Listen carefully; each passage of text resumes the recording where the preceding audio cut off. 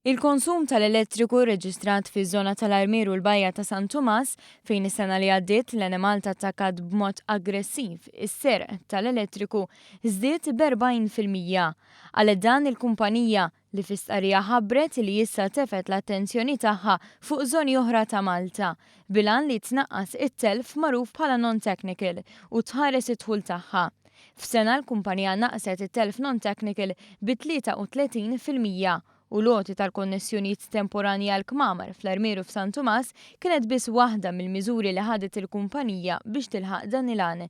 Fl-istess postijiet xurilu l-Enemalta wetqet spezzjonijiet bir-reqqa u neħħiet 200 każ fejn instabu suspetti ta' irregolaritajiet. L-Enemalta issa qed tilqa' applikazzjonijiet għal provvista temporanja tal-elettriku fil-boathouses fi bnadi oħra.